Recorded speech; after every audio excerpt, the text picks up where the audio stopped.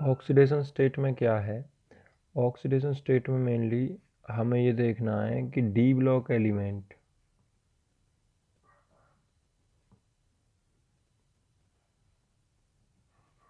Variable oxidation state show करते हैं। कैसे शो करते हैं? वेरिएबल।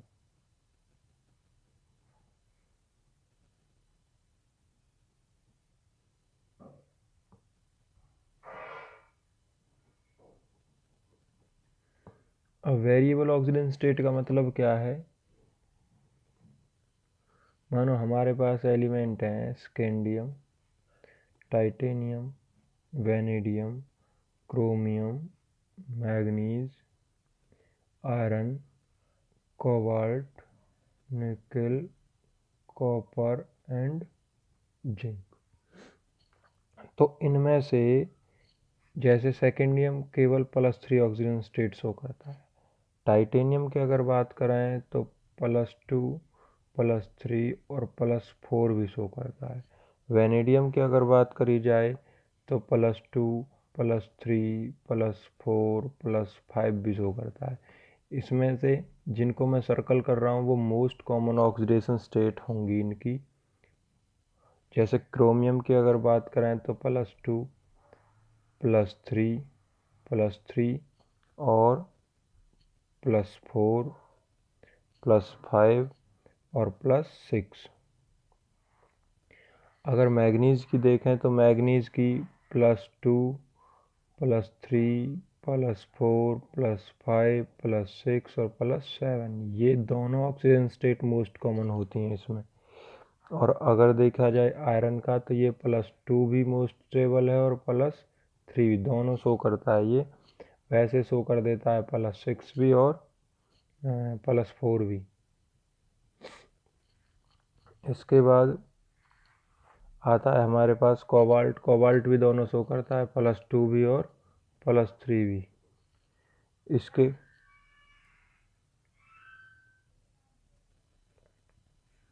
इसके बाद है हमारा कोबाल्ट का हो गया। निकल का +2 होता है केवल। निकल का क्या होता है?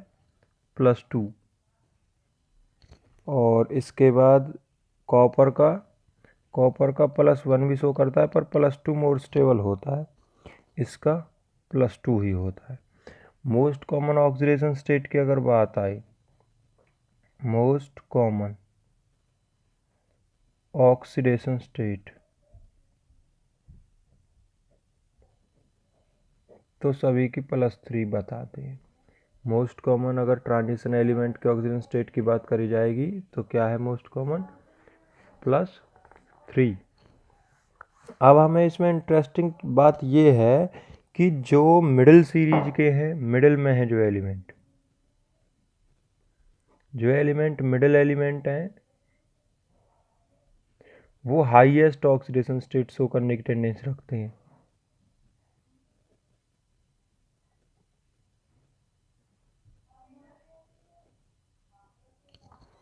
जैसे कि मैग्नीज +7 शो कर सकता है। जो एंड पर है वो एक्सट्रीम एंड्स पर हैं, जो या तो आगे या पीछे, वो जो एंड्स की तरफ है, टुवर्ड द एंड्स, वो जो है तुम्हारी स्मॉल ऑक्सीजन स्टेट शो करते हैं। जैसे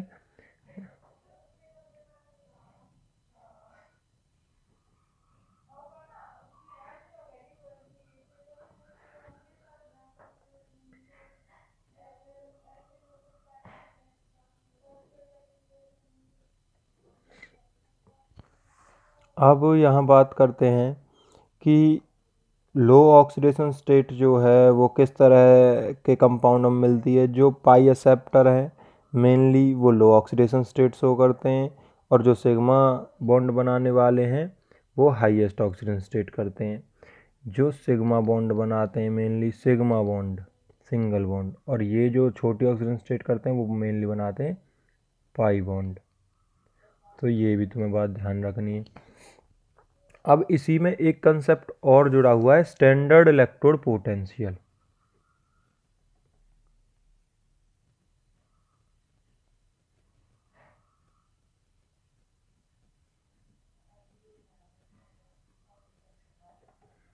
स्टैंडर्ड इलेक्ट्रोड पोटेंशियल का केस क्या है, जैसे कि इलेक्ट्रोड पोटेंशियल को ई नॉट से रिप्रेजेंट करते हैं। हमारे पास पूरी ट्रांजिशन सीरीज है। एक तो केस तुम्हें मिलेगा M2+ से मेटल बन रहा है, और एक केस तुम्हें मिलेगा इलेक्ट्रोड पोटेंशियल M3 से M। अब हमें सिंपल सी बात है बेटा, जब M2+ से और M बन रहा है, तो M2+ से M बनने का मतलब क्या है कि यहाँ पर 2 इलेक्ट्रॉन ऐड कर रहे हैं हम। 2 इलेक्ट्रॉन ऐड कर रहे हैं तो इसका क्या होगा, रिडक्शन, सभी का रिडक्शन। और ऐसे इनमें अगर देखें M3+ से M में, तो इसमें भी क्या होगा, रिडक्शन। लेकिन यहाँ एक एक्सेप्शनल है, कॉपर वाला केस। जो कॉपर है वो Cu2+ से Cu बनाता है, और ये रिएक्शन फेवरेबल भी है। लेकिन जो इसके लिए इलेक्ट्रोड पोटेंशियल है उसकी वैल्यू पॉजिटिव होती है। एक्सेप्शनली इसकी वैल्यू पॉजिटिव होती है। और पॉजिटिव होने के पीछे क्या रीज़न है, पॉजिटिव होने के पीछे रीज़न ये है इसका, जिसकी वैल्यू पॉजिटिव होती है तुम्हें वो बात ध्यान रखनी है, जिसकी वैल्यू नेगेटिव होती है तुम्हें उसकी बात ध्यान रखनी है। अब हमें दिख तो रहा है कि M2+ से M2+ से M हो रहा है, तो प्लस में हम 2 इलेक्ट्रॉन कर रहे हैं और रिडक्शन हो रहा है। तुम्हें एक चीज़ ध्यान रखनी है, ये रिडक्शन ऑक्सीडेशन की तो कोई बात नहीं है, लेकिन जब तुम्हें 2 वैल्यूज़ दी हुई हो, मीन्स E0 M2 से M अगर तुम्हें बनाना है,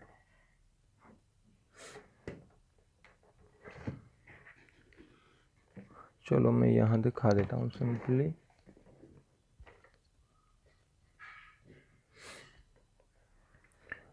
भाई हमारे लिए Cu2+ से Cu बनाना फेवरेबल है। अगर आपका M2+ से, अगर M2+ से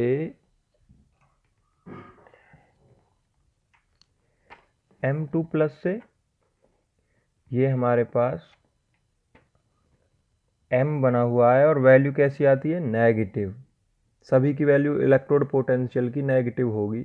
अगर रिडक्शन पोटेंशियल की वैल्यू होती है पॉजिटिव, इट मीन्स तुम्हें समझ जाना है वहाँ रिडक्शन जल्दी होगा। जिसकी वैल्यू, अगर रिडक्शन पोटेंशियल की वैल्यू पॉजिटिव है तो उसका रिडक्शन होगा, रिडक्शन पोटेंशियल की वैल्यू माइनस में है तो उसका ऑक्सीडेशन होगा। और हम हाइड्रोजन की हमेशा क्या लेते हैं, हाइड्रोजन के लिए हमेशा हम 0 लेते हैं। जैसे ऊपर से वैल्यू आएंगी नीचे की तरफ, तो ऊपर वैल्यू माइनस की होंगी, फिर 0 होगा, और फिर नीचे प्लस की वैल्यू। मीन्स कहने का क्या है, जिधर माइनस की वैल्यू है, माइनस की वैल्यू का मतलब है ऑक्सीडेशन। ऊपर वालों का क्या हो रहा है, ऑक्सीडेशन, तो ऊपर की तरफ बढ़ रहा है। नीचे प्लस की वैल्यू बढ़ रही है तो नीचे रिडक्शन बढ़ रहा है, और बीच में हाइड्रोजन की वैल्यू होती है 0 इलेक्ट्रोड पोटेंशियल के केस में, स्टैंडर्ड इलेक्ट्रोड पोटेंशियल। हमें समझना है, अगर वैल्यू नेगेटिव में होती है तो उसका ऑक्सीडेशन, और वैल्यू पॉजिटिव में होती है तो उसका रिडक्शन होगा। अब अगर एक सीरीज़ तुम्हें ध्यान रखनी है, ऐसे याद नहीं भी रख पाओगे तो तुम्हें ये सीरीज़ याद रखनी है। हमें ये पूछेंगे कि किसकी रिडक्शन पोटेंशियल ज़्यादा है, M2+ से M बनने के केस में, या M3+ से M2 बनने के केस में। तो तुम्हें ये सीरीज याद रखनी है ऐसे, तिवारी मांगे कार जनाब फिर कोई नहीं क्यों। तिवारी मांगे कार जनाब फिर कोई नहीं क्यों। तिवारी से टाइटेनियम, वैनेडियम, मैग्नीज और zinc, iron, cobalt, nickel, copper. तो यहाँ पर तुम्हें ये समझना है कि तिवारी से Ti, वारी से वैनेडियम, मांगे से मैग्नीज, और ये यहाँ पर ट्रिक बनाया हुआ है जनाब से जड्डन, क्योंकि कार तो Ca से तो हमारा कोई एलिमेंट होता नहीं है, जनाब फिर कोई और नहीं, और कॉपर। यहाँ पर ये ऐसे पैटर्न में अरेंज कर दिए हैं मैंने, इस सीरीज को आप याद करोगे। ये सीरीज है M2+ से M बनाने के लिए, कि कॉपर की जो रिडक्शन पोटेंशियल है वो पॉजिटिव होती है, इधर की तरफ इनकी वैल्यू नेगेटिव है और साइड में जब हम लेफ्ट से राइट की तरफ जा रहे हैं तो नेगेटिव वैल्यू क्या होती जा रही है, डिक्रीज होती जा रही है। अब ये पैटर्न से डिक्रीज क्यों नहीं होती है, ये चक्कर होता है बेटा इनका फर्स्ट आयनेशन एनर्जी प्लस में सेकंड आयनेशन एनर्जी प्लस में डेल एस सब्लिमेशन एनर्जी और हाइड्रेशन एंथैल्पी।